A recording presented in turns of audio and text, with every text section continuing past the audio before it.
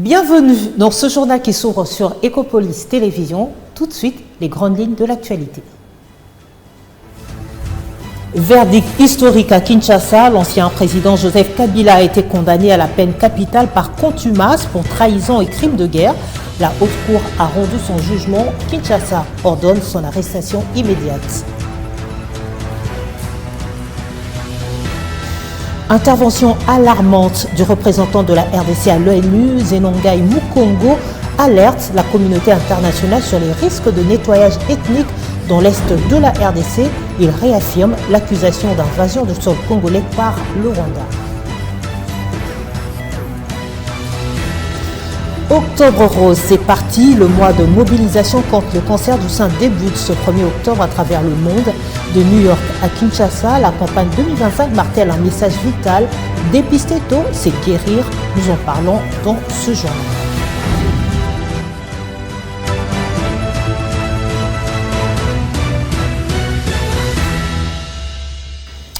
Procès Joseph Kabila, la haute cour militaire a rendu son verdict mardi 30 septembre. Dans la soirée, l'ancien président Joseph Kabila a été condamné par contumace à la peine de mort.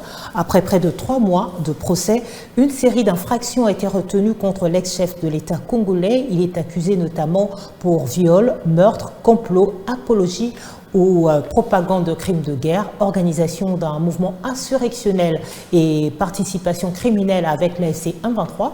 En plus de la peine capitale, Joseph Kabila a été condamné à verser 29 milliards de dollars de dommages et intérêts à l'État congolais ainsi que 2 milliards à chacune des 2 provinces de l'Est qui s'étaient constituées partie civile, à savoir le Nord et le Sud Kivu. La Cour a cependant précisé que les biens du condamné ne seraient pas saisis. Les précisions avec le lieutenant-général Joseph Mutombo, premier président de la haute cour militaire. Suivez. À la question de savoir s'il y a lieu de retenir en sa faveur de circonstances atténuantes, à la majorité de voix de ses membres, la haute cour répond non. En conséquence, elle condamne sans admission de circonstances atténuantes le prévenu à la peine de mort pour le crime de guerre par homicide intentionnel ou meurtre, à la peine de mort pour le crime de guerre par viol, à la peine de mort pour le crime de guerre par torture, à la peine de mort pour le crime de guerre par attaque contre le bien protégé, à la peine de mort pour apologie ou propagande des actes de crimes de guerre, à la peine de mort pour trahison, à la peine de mort pour l'organisation d'un mouvement insurrectionnel, à 15 ans de servitude pénale principale pour complot. En conséquence, condamne le prévenu au paiement des dommages-intérêts fixés de la manière suivante. 29 milliards de dollars américains à la partie civile RD Congo, répartis ainsi qu'il suit. Pour le préjudice moral, 5 milliards de dollars. Pour le préjudice écologique, 5 milliards de dollars américains, bien sûr. Pour le manque à gagner, 5 milliards de dollars américains. Pour les dépenses engagées pour la défense, 9 milliards de dollars américains. Pour les destructions des écoles et autres infrastructures, 5 milliards de dollars américains. Condamne également le prévenu au paiement de dommages-intérêts fixés à 2 milliards de dollars américains à la partie civile province du Nord Kivu. C'est une sentence d'une extrême gravité. Joseph Kabila, ancien président de la RDC, condamné pour trahison, complot et crime de guerre. Ce verdict de la haute cour militaire suscite une vague de réactions. Je vous propose ici la réaction des avocats de la partie civile qui expriment leur satisfaction dans le fait que le droit a été dit. En tant que conseil des parties civiles, lorsque la haute cour a rendu son arrêt, avocat conseil que nous sommes, nous devons nous incliner. Ce qui voudrait dire que nous sommes satisfaits parce que le droit a été dit. Donc la justice rendue au nom du peuple congolais donne satisfaction à ce peuple, étant donné que le prévenu Kabila, cerveau moteur de tous les mouvements rebelles, tous les insurgés et toute l'agression rwandaise, lui comme cerveau moteur, vient d'être condamné à la peine capitale par la haute cour militaire. La cour a rendu son arrêt et nous, comme avocats de la République démocratique du Congo et de province, nous sommes contents et nous nous inclinons devant cette décision. Et nous ferons rapport à notre cliente sur la teneur de cette décision que nous saluons du reste. Si le condamné se trouve sur le sol congolais dans un endroit qui peut être appréhendé, je pense que l'auditeur général va émettre un mandat d'arrêt pour qu'on puisse appréhender le condamné. S'il se trouve en dehors du territoire national, il y a un mécanisme de coopération internationale, donc coopération judiciaire, qui va passer. L'auditeur général va faire le mandat d'arrêt qu'il va confier au ministre de la Justice. Le ministre de la Justice va confier le mandat au ministre des Affaires étrangères, qui va l'envoyer à son homologue de pays où se trouverait le condamné. Et le ministre des Affaires étrangères de ce pays-là va confier le même mandat au ministre de la Justice du pays sur le territoire duquel se trouverait le condamné, et celui-là va confier au parquet pour qu'on puisse appréhender. Donc il y a le mécanisme interne et il y aura également le mécanisme international basé sur la coopération judiciaire internationale entre les États. Dans l'actualité également, le représentant permanent de la République démocratique du Congo auprès de l'ONU, Zenongai Mukongo, s'est exprimé mardi 30 septembre devant le Conseil de sécurité des Nations Unies à New York. C'était en marge de la 80e session de l'Assemblée générale de l'ONU.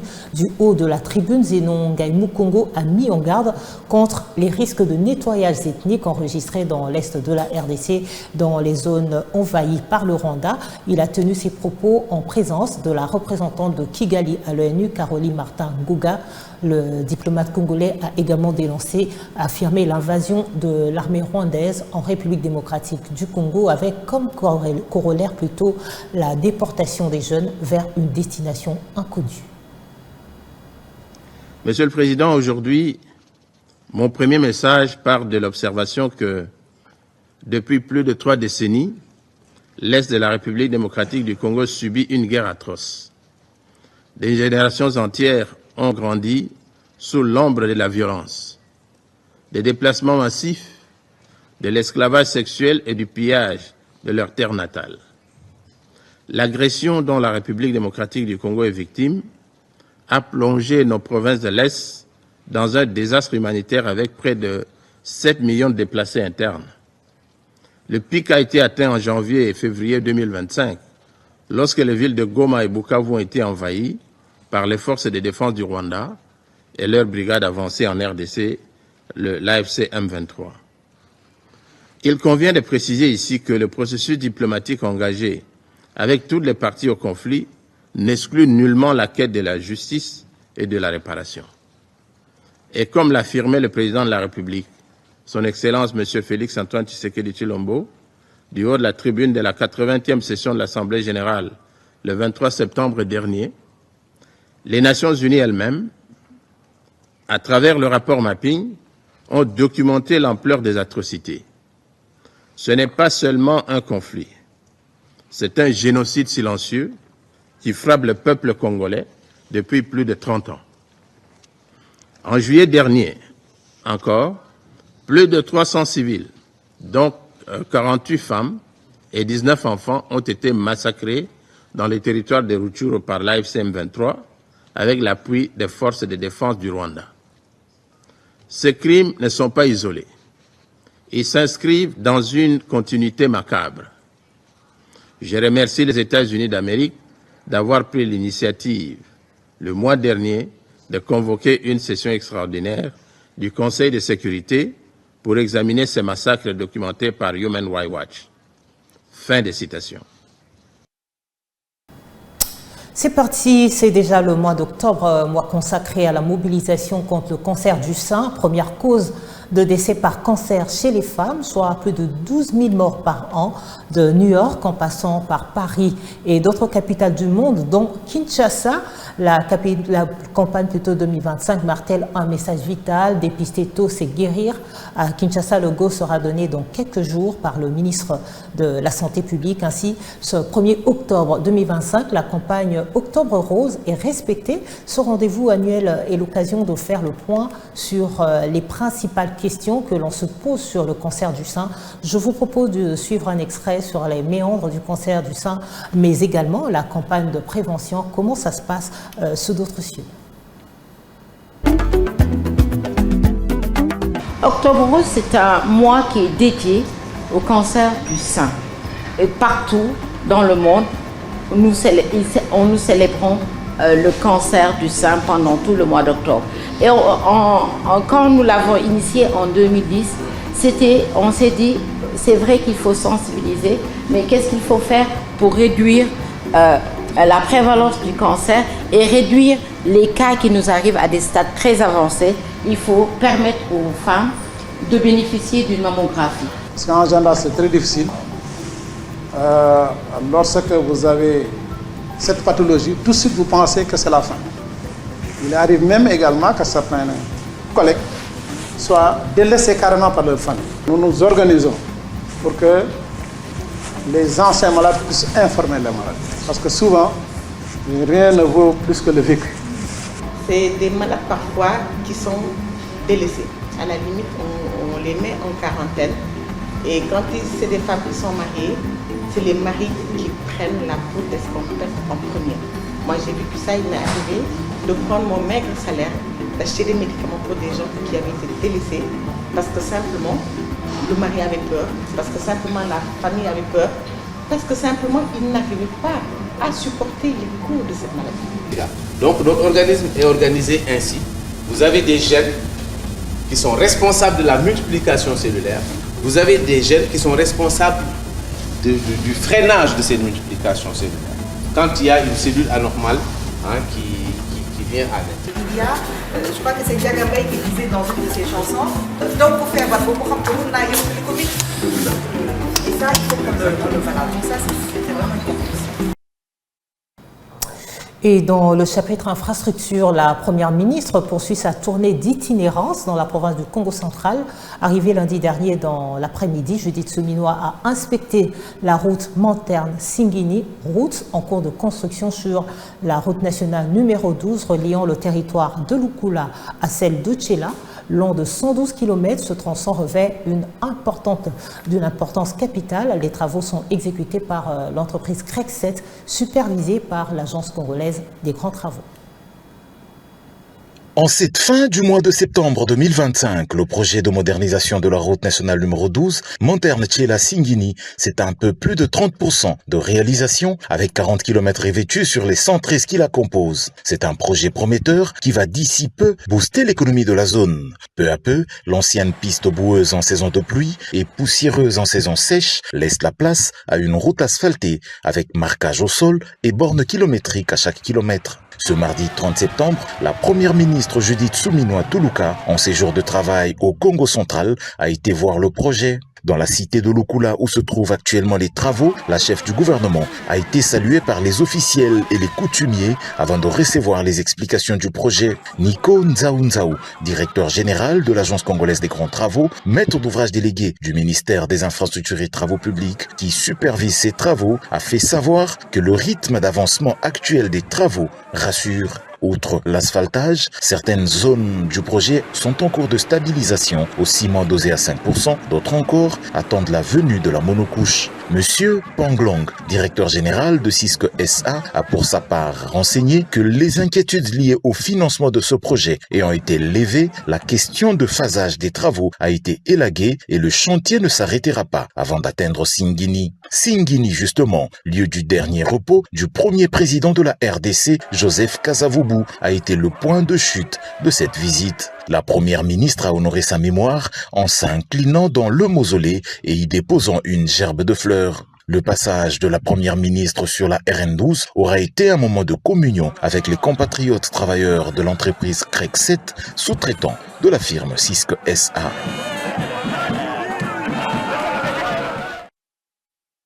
Du Congo central à la capitale congolaise Kinshasa, le bourgmestre de la commune de Mongafula, Séverin Lumbu, a procédé mardi 30 septembre au lancement des travaux de construction de la route Zahabou dans le quartier Kindélé, quartier enclavé situé à proximité de l'université de Kinshasa.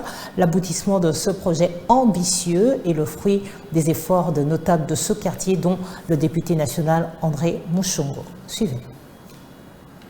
Depuis plus de 3 décennies, le quartier Kindélé, à proximité de l'université de Kinshasa, n'avait jamais connu une route asphaltée, ce qui a occasionné un enclavement et a empêché le développement de ce quartier. Ce lundi 30 septembre, l'espoir est revenu dans les cœurs des habitants de Kindélé à travers le lancement des travaux de construction de la rue Zahabou par le bourgmestre de Mongafula, Séverin Lumbu Malamba. L'aboutissement de ce projet ambitieux est le fruit des efforts fournis par l'ensemble des notables du quartier Kindélé et surtout l'appui dans le haut niveau du député national André Mouchongo Machara et l'implication du bourgmestre de Mongafula.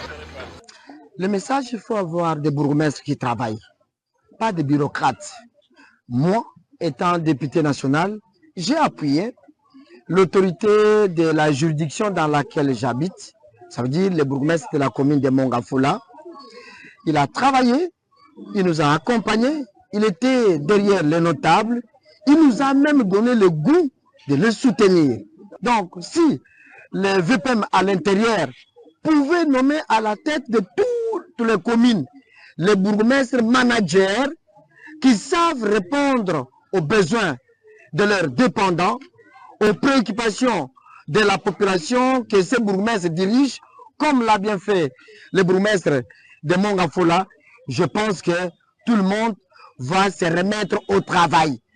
De ces faits, le numéro 1 de la commune de Mongafula a décidé de rebaptiser l'avenue Zahabou au nom de l'avenue des notables. Vous savez bien que nous sommes dans la matérialisation de la vision du chef de l'État. Le volet route est très important pour la population, surtout de Kindélé. Il n'y a pas longtemps, il y avait beaucoup de problèmes au niveau du triangle. Grâce à cette notabilité avec le management de l'honorable que vous voyez ici, nous avons pu construire cette route et voilà maintenant, tout le monde passe sans problème. Et ça ne suffit pas parce qu'il faut continuer. Aujourd'hui, nous sommes sur l'avenue Zahabou. Grâce à la contribution de cette notabilité, les engins sont là. Les travaux maintenant sont en train de se faire pour permettre à cette route de fluidifier le trafic. Et c'est pourquoi j'annonce même que cette avenue qui s'appelait Zahabou, aujourd'hui pour récompenser la notabilité qui sont dans la vision du chef de l'État, cette avenue devient l'avenue des notables. Voilà. Ces travaux, exécutés par une entreprise chinoise, pourront durer au maximum 3 mois avant la livraison définitive. Écho du parti Union pour la démocratie et le progrès social, Augustin Kabouya, secrétaire général, et Deo Bizibou Balola, secrétaire général adjoint du parti présidentiel, ont décidé de taire une divergence qui aura duré plus d'une année sur le contrôle du parti. La rencontre a eu lieu mardi au siège de l'UDPS limité. Les 2 hommes aux côtés du comité d'accompagnement ont pris la résolution de mettre en œuvre les orientations de la haute autorité dans le sens de tourner la page de leurs différends. D'après la déclaration finale lue devant un parterre de militants, les 2 hommes vont devoir travailler pour restaurer l'unité et la fraternité entre tous les combattants du parti, mais également préparer et organiser le congrès extraordinaire au plus tard le 14 décembre prochain. Décidément, L'Union pour la démocratie et les progrès sociaux, UDPS Tshisekedi, vient de tourner la page de ces divergences internes. Ce mardi 30 septembre, les différentes tendances du parti se sont retrouvées au siège national à Kinshasa sous la facilitation du comité d'accompagnement afin de mettre en exécution les orientations données par la haute autorité politique des références du parti. La rencontre avait pour objectif de préserver l'unité et la cohésion au sein de la formation politique. Les participants ont décidé d'un commun accord de travailler ensemble et de préserver strictement toutes les directives de la haute autorité. À en croire les communiqués de presse lus par Christian Loumou pour les comptes du comité d'accompagnement. 2027, des orientations claires visant le rapprochement de toutes les tendances du parti qui se sont retrouvées en divergence. Conformément à cette volonté, le parti, avec le concours du comité d'accompagnement, se sont réunis au siège du parti ce mardi 30 septembre 2027 en vue de la mise en exécution des orientations de la haute autorité. À l'issue de cette rencontre, les partis ont décidé de commun accord de se remettre ensemble et de tourner la page de leurs différends. Elles se sont engagées à observer strictement toutes les orientations de la haute autorité, notamment celles relatives. En marge de cette rencontre, le comité de suivi, organe permanent de concertation, a été chargé d'assurer la bonne exécution de ces décisions. Le regard désormais tourné vers les congrès, les deux hauts cadres du parti, à savoir l'honorable Augustin Kabouya et l'excellence de Obizi Boubalola, sont appelés à travailler ensemble dans la mise en place des commissions préparatoires. Bien avant cela, un meeting sera tenu ce samedi 4 septembre 2025 devant la base du parti.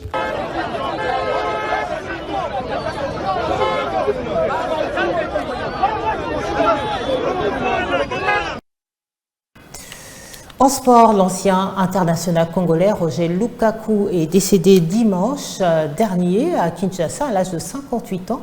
Après une riche carrière de footballeur professionnel, Roger Lukaku a joué pour plusieurs clubs belges dont Boom Sering, Germinal Ekeren, Malins et Ostend. Il a également effectué un court séjour en Turquie.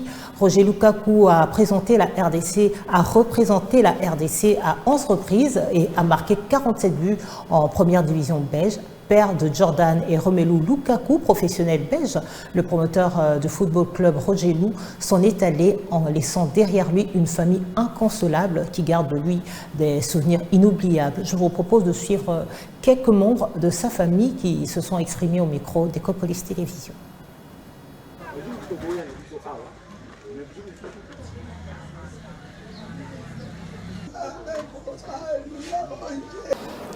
Personnellement, je n'ai quitté que comme la bisobelelo. Petit frère Moussoso a bien tonton Gomer. Maman est là. Oh mima, tonton Roger a confié. J'étais abattu. Ma souvenir de ça est belé. Ça est belé. Bon, Azaki n'a d'abord mon toumoko à Bolingo. Au moins, Azaka n'a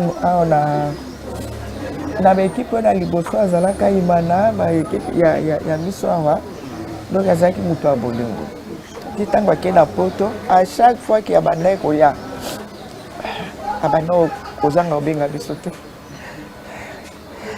aza obenga biso mo tozo sangana toza place moko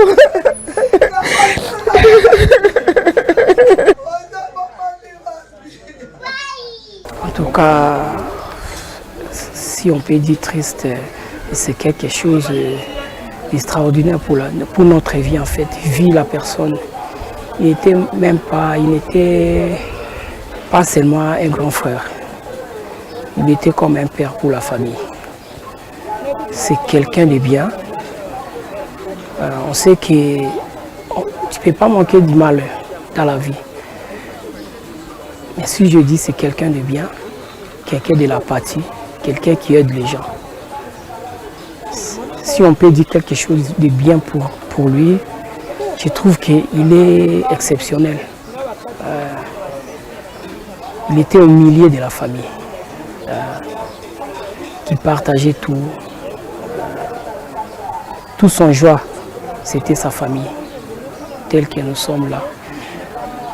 D'apprendre cette nouvelle, c'était l'hécatombe. Voilà, je manque les mots, mais c'était ça. nazalaki tanda na ye nalosurveille biloko tu ya équipe Vares Botine kolamba bajoueur avant na nakota na équipe nazalaki moto même fois so naye koyebisa baposa na nga c'est 100%. nazwa ata 80%.